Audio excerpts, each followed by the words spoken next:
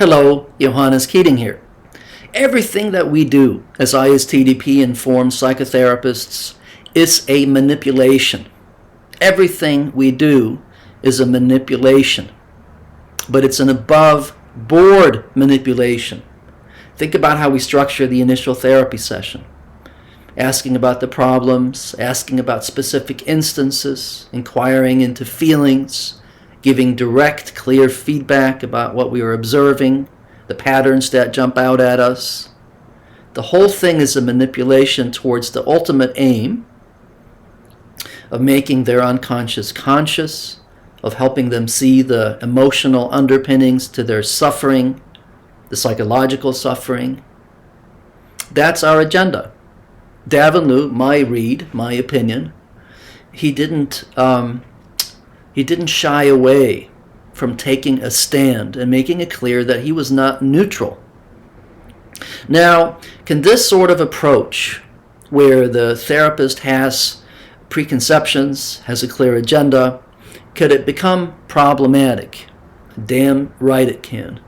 There are a whole lot of concerns in different corners of the community, Norway and so on, that speak to this concern, where we can facilitate the recreation of the patient's childhood trauma by becoming one more controlling figure in the patient's life, by exploiting their vulnerability to give up their autonomy and become compliant. So these concerns are very, very valid. But my view is that the way to rectify these concerns, or to make sure that they don't come to fruition, is not to give up on Davin basic premise that we're not neutral, but it's to own that in a way and to work with that in a way where we don't exploit the patient's vulnerability to give up their autonomy and to become compliant. So that takes us to some important questions.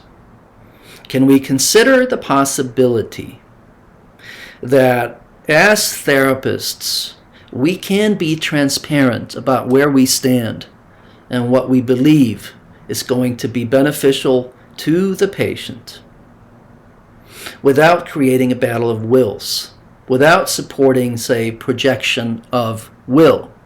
Or is that a given? Is that an automatic? As soon as we become transparent about where we stand, does that automatically mean that we create a battle of wills, that we support projection of will, and that we get compliant treatment courses, or not? I am of the very firm belief that if done skillfully, absolutely not. Those are not givens. So I mentioned an above-board manipulation. So in the spirit of clarity, let me say what I mean by below-board manipulation. Below-board manipulation, in my view, is when we're not transparent and clear about what our angle is, okay? About what our manipulation is, if you want to call it that, by pretending that we don't have one. That would be a below-board manipulation, because now we're in the realm of dishonesty and secrecy. Okay, that's no bueno. Another below-board manipulation is trying to provoke the patient, causing iatrogenic reactions, instead of, where the reactions are ultimately fabricated and a result of the therapist provoking the patient, as opposed to the therapist approaching the patient in a way that encourages the truth in their unconscious to begin to surface, where the therapist simply provides amplification, but really not fabrication. So those are the two below-board manipulations. Not to be honest and transparent about what we do hope for, number one. And number two, to actually provoke reactions in the patient, as opposed to facilitating the truth of what's inside the patient to arise into conscious awareness. If it was about provoking the patient, if that would be therapeutic, we could simply throw a glass of water in their faces and they would be angry at us and we would be off to the races. But that would be very much a below-board manipulation. For most of us, it would not be honest to claim that we could care less about the treatment outcome, that we could care less about what the patient does or doesn't do in the therapy. Most of us prefer a positive therapeutic outcome. So how do you do it? How can you be transparent and real and genuine about where you stand and what your preferences are without creating a battle of wills, without supporting projection of will, without making it all about the therapist? Well, it's a valid question. So take the patient that tells the therapist, you really seem to want me to face my feelings. You really seem to want me to lower my wall. So one approach, which a lot of people in the community advocate for, I happen to disagree, but I love most of these people quite dearly, actually. But that approach would be to say, I don't want anything. This is not my life. This is your life. The question is, what is it that you want? Okay, maybe that works for some people. Maybe that's honest for some people. It wouldn't be honest for me. So what I have found to be more effective and more in line with who I am and how I understand Dr. Davenloot would be to simply acknowledge, yeah, I would like for you to, but I don't need you to. This is not my life. We're not here for what I want. The question is, what is it that you want? Okay, could focusing on what I want be another way to distance? Could we look at what is your choice? What is it that you want? So that would be a way to clarify that indeed we're not neutral, indeed we have hopes and preferences, and yet block the impetus for the patient to make us the focus of the treatment. That's the primary defense here. The patient reacts to us and makes us the main focus, either becoming compliant or defiant. But the umbrella category that captures this whole mind state is the patient making us the main focus. That's why Davenloot called it passive compliance. Passive compliance. These patients create a vacuum and invite people, including the therapist, to fill that vacuum with their agenda. So one approach that some people believe in is to simply say, I have no agenda. This is not my life. This is not my therapy. This is your life and your therapy. The other way to go is to simply say, sure, I'm thinking that would probably be a good idea for you to face your feelings. I would like for you to do that. We're not here for what I would like, though. And could glomming onto and focusing on what I want, could that be just another way to avoid facing the truth of what you actually want and what you feel and the kind of relationship that we could have here? But I can tell you that my understanding of what Davenloot was promoting was not to take a neutral stand, not to pretend to not have any preferences or hopes or wants, but to acknowledge that and then de-dramatize that whole thing by saying, but we're not here for what I want. See, the question is what you want. And then help the patient see that they're very focused on what the therapist wants, that's just another defense mechanism that obscures the issue at hand, which is what is it that the patient wants? What is their choice?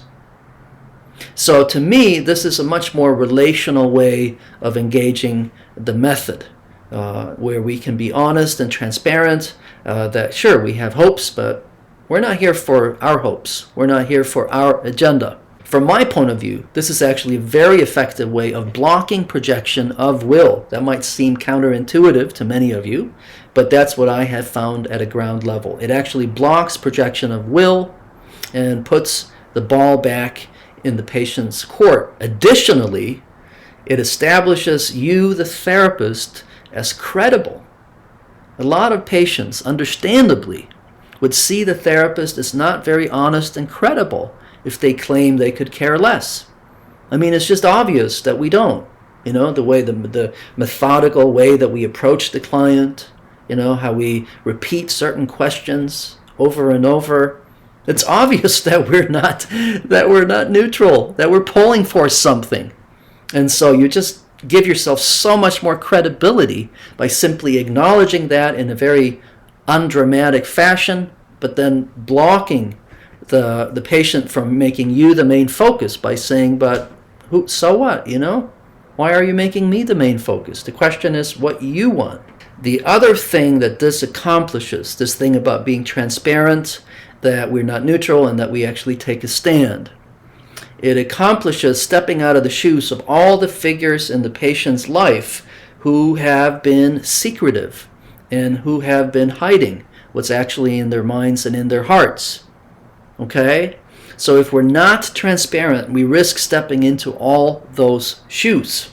An additional thing to consider is that unless we're dealing with a very moderately to low resistant patient, where the act of making you, the therapist, the main focus of the relationship is merely tactical and can be easily penetrated, if that's not what we're dealing with, which is fairly rare, then this defense of making the therapist the main focus of the relationship and being reactive to that through compliance, defiance, that will be something entrenched in the patient's personality and in their character. It's a character defense. That means that the patient will be that way no matter how you are, because this is how they are in relationships. Now, that's not a license to not be thoughtful and not be concerned about exploiting that defense and running with the show and making it all about the therapist's agenda. That's horrible.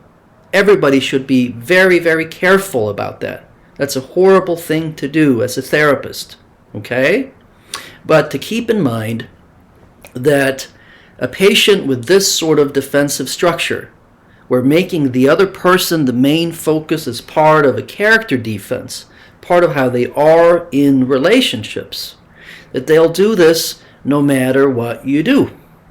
The implication of that is that it's not possible to be so cautious and so careful and so unobtrusive that we don't trigger that defense. Now again, I'm not saying not to be cautious and not to be thoughtful. And we should certainly do everything we can not to exploit patients who have that vulnerability.